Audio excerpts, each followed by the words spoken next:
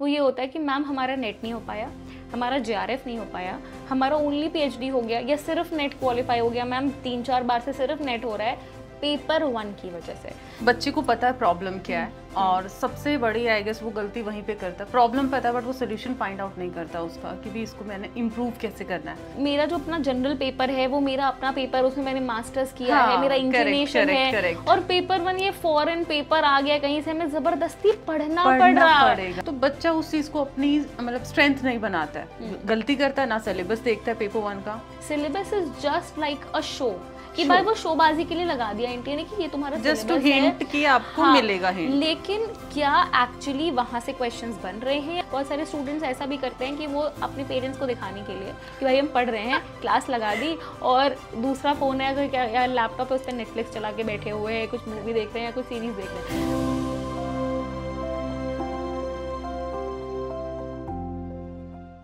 Hello everybody, very welcome to UGC net text book. मेरा नाम अंशिका पांडे है और आज का जो पॉडकास्ट है it's a very special podcast क्योंकि इस पॉडकास्ट में हमारे साथ में जुड़ रही हैं एक बहुत ही स्पेशल गेस्ट जो कभी कभी आती हैं ऑफिस, एंड वो है हमारी प्रीति मैम जो कि आपकी पेपर 1 की अनदर फैकल्टी हैं। मैं और प्रीति मैम मिल करके आप लोगों को पेपर 1 जो है UGC नेट टेक्स्ट बुक पर पढ़ाते हैं। So ma'am very welcome. Thank you so much Anshika. And the guest नहीं, हाँ अंशिका के लिए हो सकता है बिकॉज अंशिका डेली ऑफिस में आती है और मैं कभी कभार साल 2 साल में आ जाती हूँ। तो बहुत ही अमेजिंग और स्पेशल सा टॉपिक हम दोनों लेके आए हैं कि पेपर 1 गेम चेंजर कैसे है। जितने भी आपके डाउट्स हैं, me and Anshika ma'am will try our best कि हम आपका A to Z आंसर का डाउट्स जो सॉल्यूशंस है वो आपको दे पाएं। तो अंशिका, आप थोड़ा सा पेपर 1 के बारे में एक बार बताइए स्टूडेंट्स को, अक्सर वो क्या प्रॉब्लम्स को फेस करते हैं। एज एन एस्पिरेंट हम भी इस फेज से गुजरे हैं, तो एक बार स्टूडेंट्स को आप बताइए क्या क्या प्रॉब्लम्स है, फिर हम डिस्कस करते हैं सोल्यूशन। सो मैम बेसिकली मैं इस प्रोफेशन में और ऑलमोस्ट अराउंड 4 इयर्स से हूँ और मैंने बहुत सारे स्टूडेंट्स को जो है वो मेंटोर किया है। So what I feel is कि मेरे पास जब भी रिजल्ट्स आते हैं तो मेजरली जो आपके पास में पूरा इनबॉक्स भर जाता है ना आपका टेक्स्ट से, वो उसी के बाद होता है जब बच्चे का रिजल्ट आ जाता है। एंड जो एक कॉमन बात मुझे हमेशा सुनने को मिलती है हर एक स्टूडेंट से आफ्टर द रिजल्ट स्पेशली, वो ये होता है कि मैम हमारा नेट नहीं हो पाया, हमारा JRF नहीं हो पाया, हमारा ओनली PhD हो गया या सिर्फ नेट क्वालिफाई हो गया। मैम 3-4 बार से सिर्फ नेट हो रहा है पेपर 1 की वजह से। Actually they know the reason also कि भाई पेपर 1 में उनके कम नंबर आ गए, पेपर 2 में उनका सही नंबर जा रहा था बट वो जो फाइनल कट ऑफ है उसको क्लियर नहीं कर पाए। अब यहाँ पर जैसे कि हमारा इस पॉडकास्ट का टॉपिक भी ये है कि paper 1 is a game changer and this is the मतलब ये एक अपने आप में प्रूफ है कि कैसे पेपर 1 एक गेम चेंजर की तरह साबित होता है।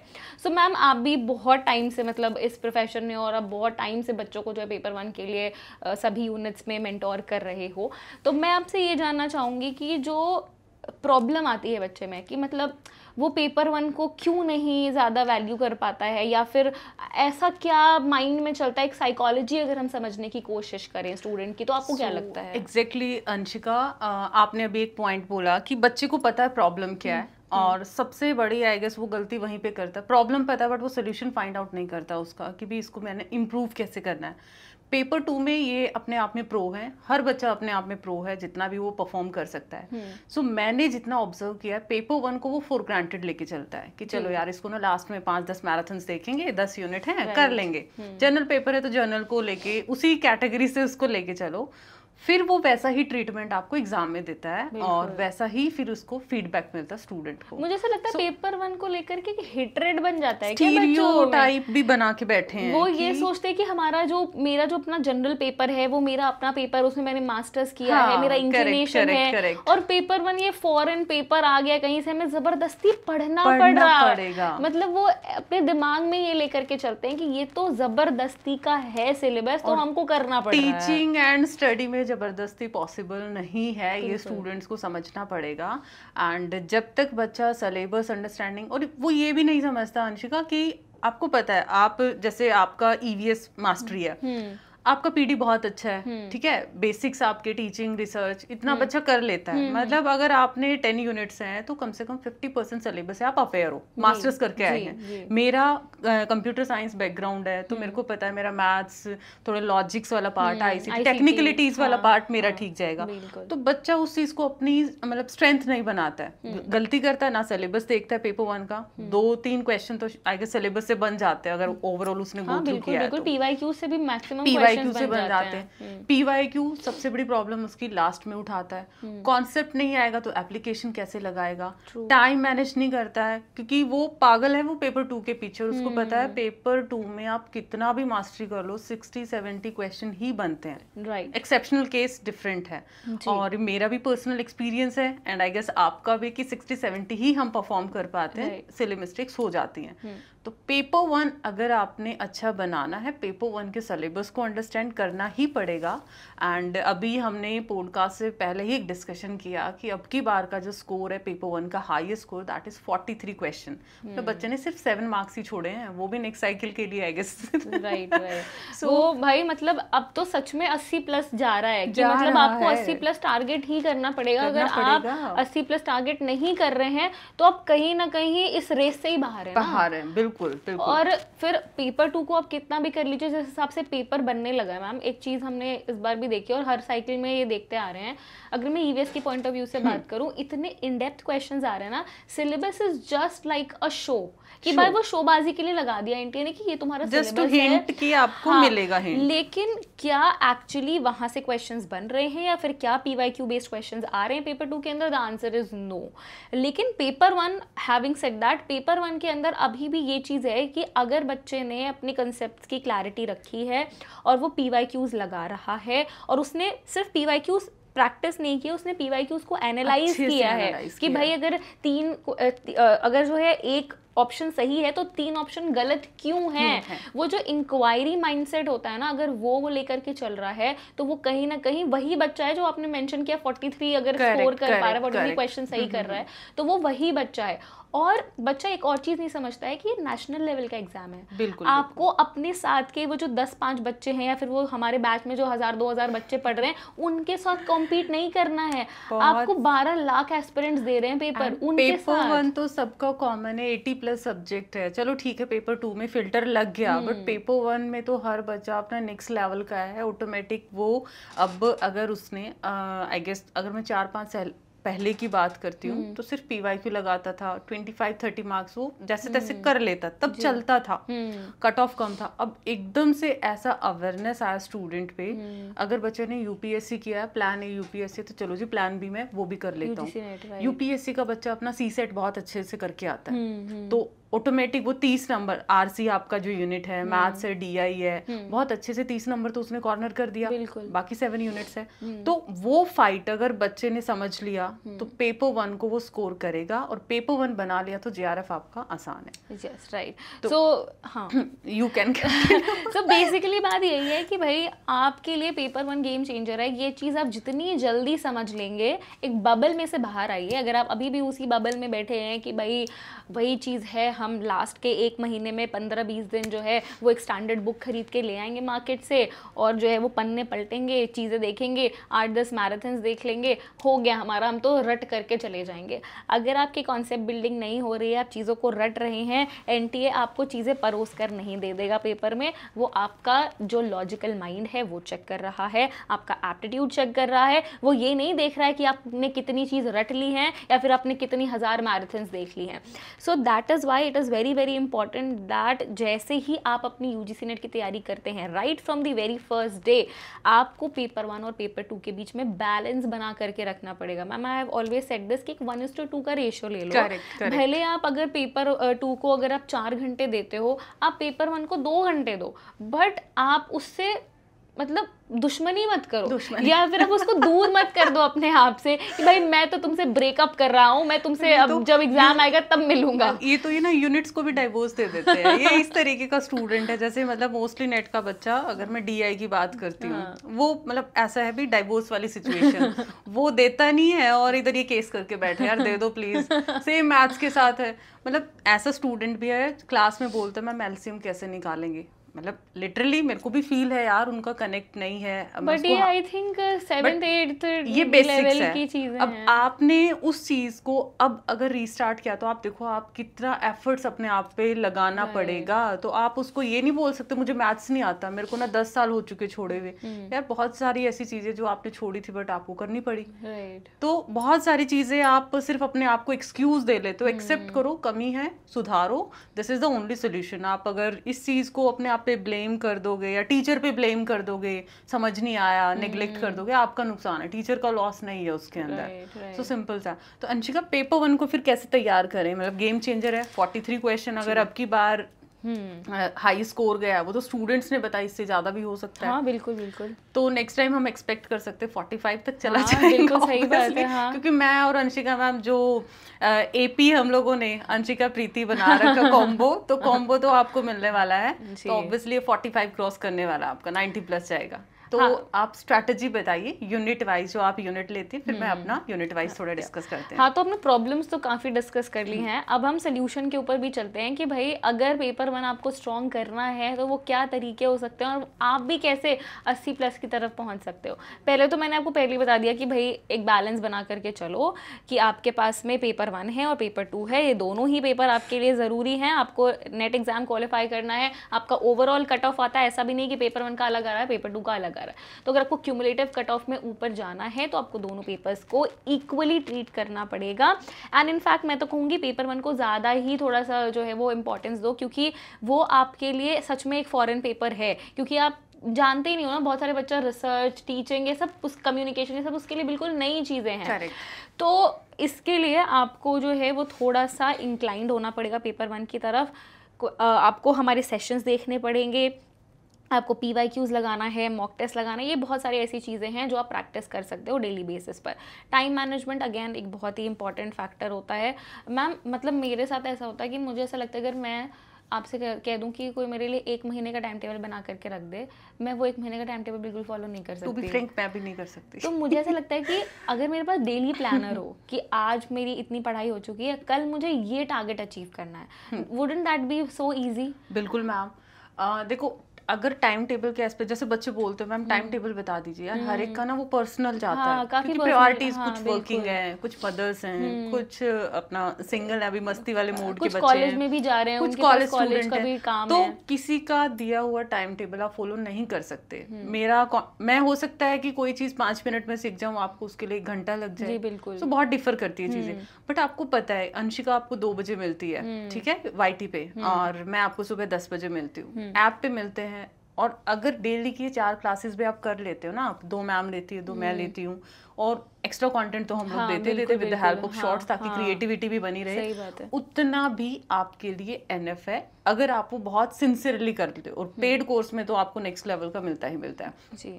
उसके अलावा अंशिका, अगर मैं टीचिंग एंड कम्युनिकेशन की बात करती हूँ, बच्चा वैसे हल्ला मचाता है, मुश्किल है, लेकिन टीचिंग कम्युनिकेशन को मिक्स भी करता है एग्जामिनर थोड़ा। अगर वो अपना आई गेस 2 पोर्शन में पेपर आता है, एक थोड़ा फैक्चुअल सा, एक थोड़ा अंडरस्टैंडिंग बेस्ड। बच्चा अगर उस पर थोड़ा सा सिचुएशनल अप्लाई करेगा, पैराफ्रेजिंग सी डाल देता है, तो वो कर सकता है कि नहीं कर सकता? मैम वही है, मतलब क्योंकि आपके पास में बहुत सारी चीजें पढ़ने के लिए, थ्योरेटिकल पार्ट भी बहुत ज्यादा है। तो ऐसे में ना अगर आप खुद के कुछ निमोनिक्स बना लो जो आपको कोई चीज बिल्कुल ऐसे याद करवा दें, क्योंकि एग्जाम में तो हमें ऑब्जेक्टिव क्वेश्चंस मिलने, कौन हमें हार्ड वर्क नहीं देखना एग्जामिनर को, स्मार्टनेस देखनी है। तो भाई आप निमोनिक्स क्रिएट कर लो। आपको पता है टीचिंग के अंदर classroom communication one of the topics है, दैट मींस आप टीचिंग और कम्युनिकेशन को ब्लेंड कर रहे हो। ब्लेंड कर दिया एक टॉपिक है आपका रिसर्च के अंदर application of ICT in research, मतलब आप रिसर्च और ICT को जेनरिक अंडरस्टैंडिंग काम करेगी, रटवाना काम नहीं करेगा। अंडरस्टैंडिंग और कंसेप्चुअल क्लैरिटी। एक और चीज है मैम, जैसे अभी हायर एजुकेशन में ICT का डिजिटल इनिशिएटिव्स जो NME ICT की तरफ से आया है, तो ये सारी चीजें ना आप तब जानते हो जब आप इन्वॉल्व हो, आप क्लासेस देख रहे हो और टीचर की बात को सुन रहे हो। Active listening is also very important. बहुत सारे स्टूडेंट्स ऐसा भी करते हैं कि वो अपने पेरेंट्स को दिखाने के लिए कि भाई हम पढ़ रहे हैं, क्लास लगा दी और दूसरा फ़ोन है अगर या लैपटॉप है उस पर नेटफ्लिक्स चला के बैठे हुए हैं, कुछ मूवी देख रहे हैं, कुछ सीरीज देख रहे हैं। So it will not happen that way. कुछ लोग जो हैं वो क्लास तो देख रहे हैं बट बीच में उन्होंने मिस कर दिया, या हो सकता है कुछ अपने ही ख्यालों में चले गए। Active listening is so important. बहुत सारे लोग इसके ऊपर बात ही नहीं करते हैं।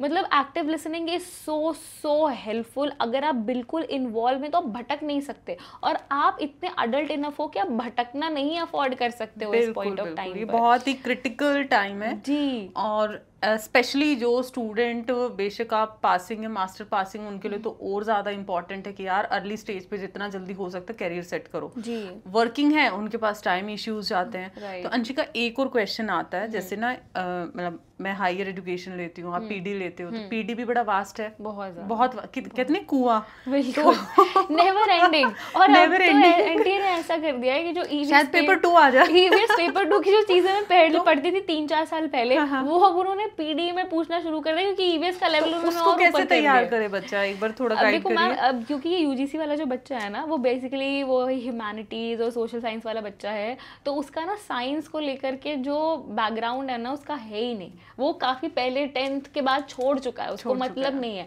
और उसने इसीलिए छोड़ा क्योंकि कहीं ना कहीं उसका इंक्लिनेशन ही नहीं था साइंस की तरफ।